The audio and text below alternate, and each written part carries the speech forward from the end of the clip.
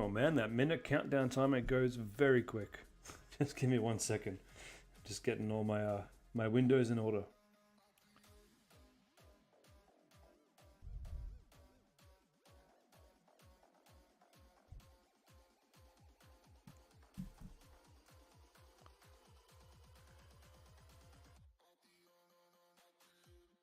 Give me 1 second.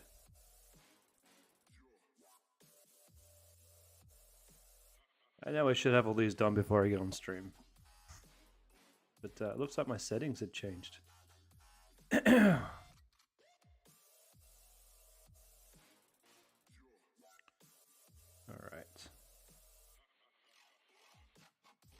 Welcome everybody.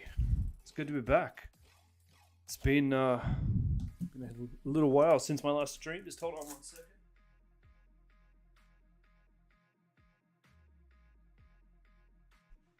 All right. It's been a few days. I had a little bit of a break over Christmas. Charts weren't doing very much, so I didn't think there was a lot of value in coming online and streaming to you guys. But I've seen some movement. Things are starting to move along. We're going to take a look at the charts today. We're going to get ourselves ready.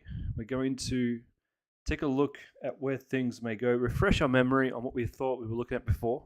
But before we do that, I wanted to have a chat with you guys for just a minute. Because I've been watching some YouTube videos, not even on trading. I was watching some YouTube videos on card counting. Not something I really want to get myself into, but I just find it fascinating to watch these card counters.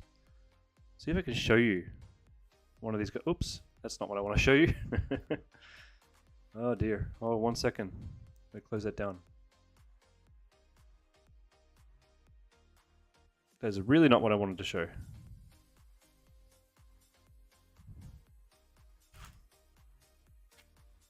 Thank you, Twitch. Oh, that was my own misclick.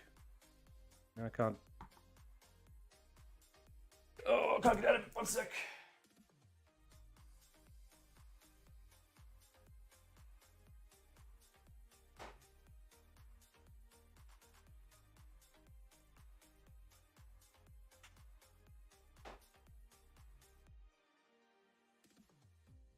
All right. Here we go. All right.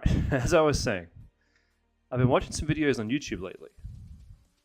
And I'm just going to see if I can bring them up. I won't show you the videos. But if you did want to watch them yourself, Stephen Bridges is the guy. Hey Sharon, thinking of hitting up. And Stephen has a whole host of videos of him going across America and card counting. And I've been watching them and they've been fascinating.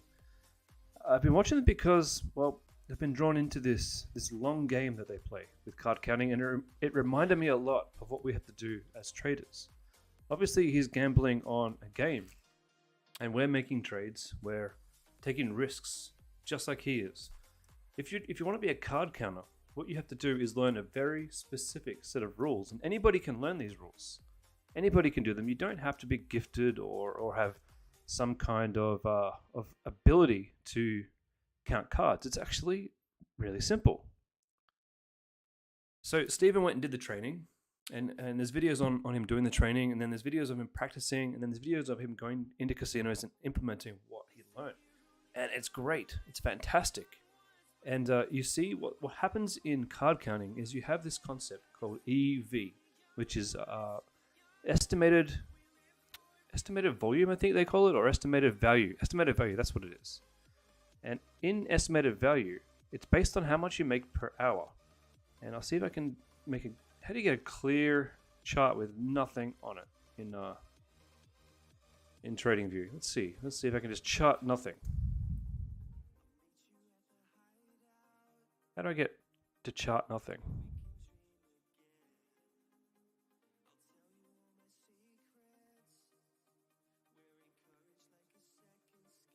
New layout?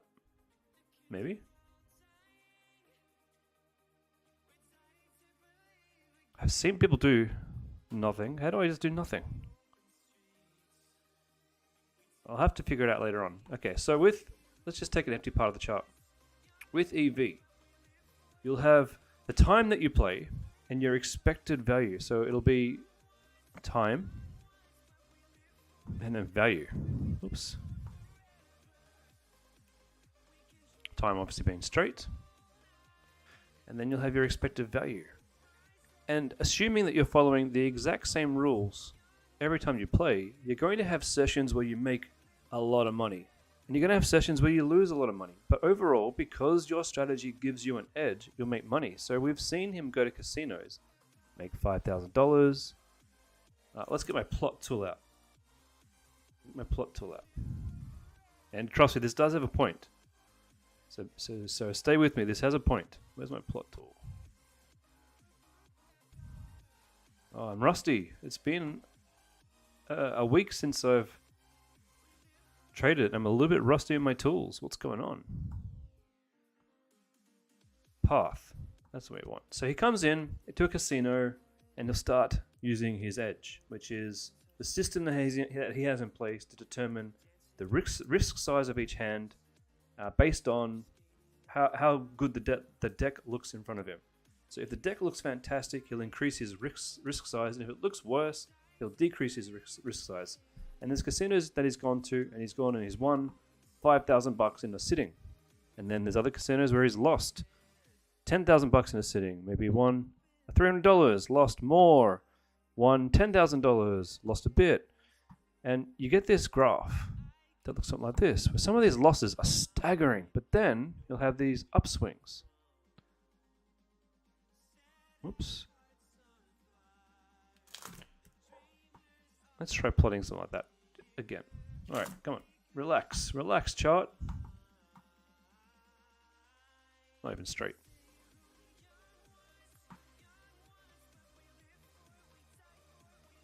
I hate it when the charts do this. All right. I'll try it over here.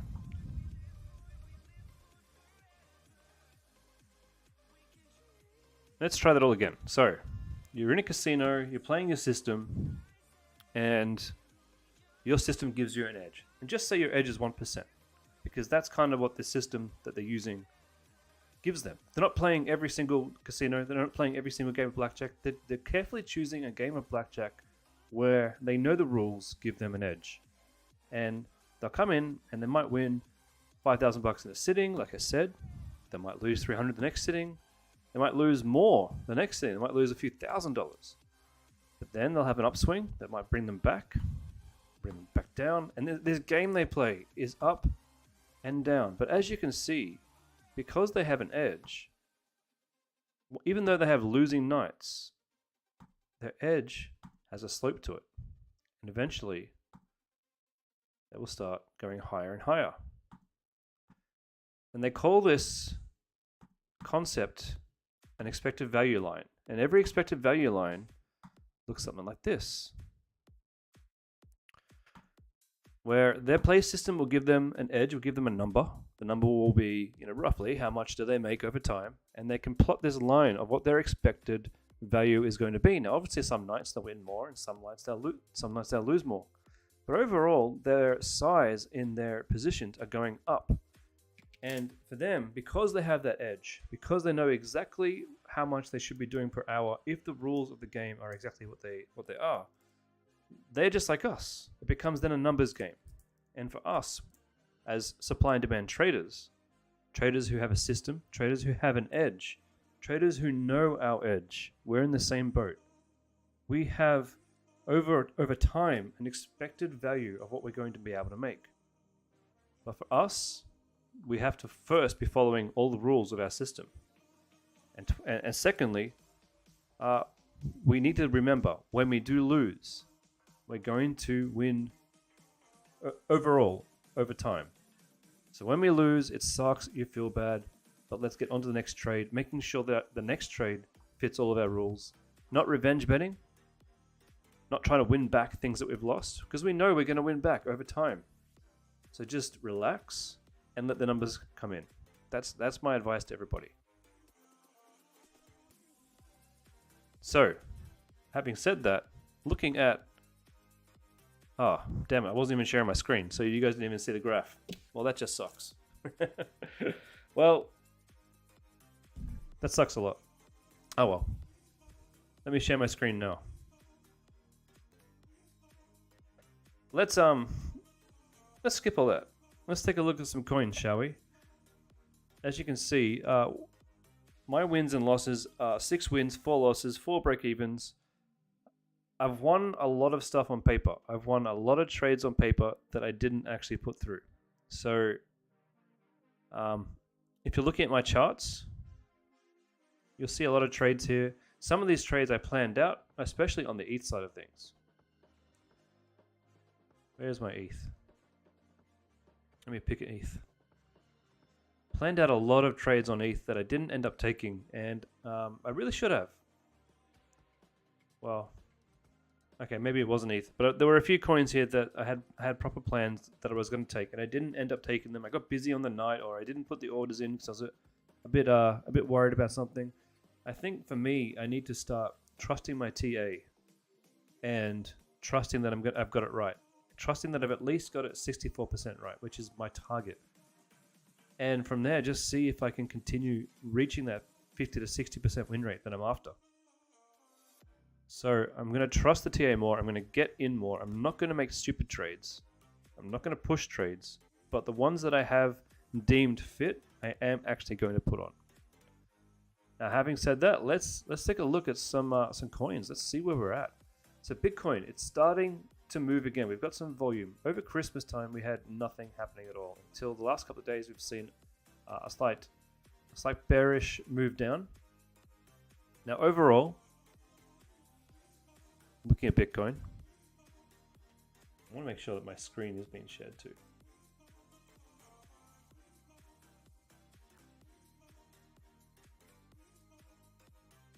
Yeah, it is. Cool. You can see my screen. You know what? Screw it. We're going to start the stream again so that people don't see all that bullcrap before.